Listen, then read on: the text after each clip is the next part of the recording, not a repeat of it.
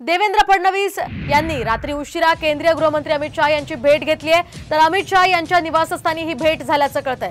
फडणवीस यांनी राजीनाम्यावर ठाम असल्याचं शहा यांच्याशी बोलताना स्पष्ट केल्याची माहिती सूत्रांनी दिलेली आहे। तर संघटनात्मक पातळीवर काम करण्यासाठी गरज असल्याचं सुद्धा फडणवीसांचं म्हणणं आहे। राज्यातील पराभवाच्या कारणांवर देखील या बैठकीमध्ये चर्चा झाल्याचं कळतंय। तर राजीनाम्यावर कुठलाही निर्णय झाला नसल्याचं सुद्धा यावेळी समजतंय।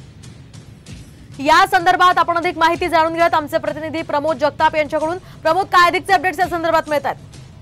मोहिनी, काल संध्याकाळी देवेंद्र फडणवीस राजधानी नवी दिल्लीमध्ये आले होते आणि रात्री उशिरा अमित शहा यांच्या निवासस्थानी त्यांनी अमित शहांची भेट घेतलेली आहे। प्रामुख्याने जर बघितलं तर देवेंद्र फडणवीस अजूनही राजीनामा देण्यावरती ठाम असल्याचं बघायला मिळतं आणि त्यांचं स्पष्टपणे मत आहे की हा राजीनामा मी नाराजीमधून देत नाहीये, मला संघटनेमध्ये काम करायचं आहे। कारण पुढच्या 4 महिन्यांवरती विधानसभेच्या निवडणुका आहेत, त्यामुळे विधानसभेला सामोरं जाताना माझ्यासारखा मी पूर्ण वेळ काम करतो अशा पद्धतीची भूमिका त्यांनी अमित शहा यांच्या समोर मांडल्याचं समजते। कुठलाही निर्णय रात्री अमित शहा यांनी दिलेला नाहीये, मात्र अमित शहा यांनी त्यांची एक प्रकारे समजूत काढण्याचा देखील प्रयत्न केल्याचं सूत्रांकडून कळतंय। त्यामुळे बघावं लागणार आहे देवेंद्र फडणवीस आपल्या राजीनाम्यावरती ठाम राहत आहेत, राजीनामा पुन्हा मागे। नक्कीच धन्यवाद प्रमोद दिलेल्या सविस्तर माहितीसाठी।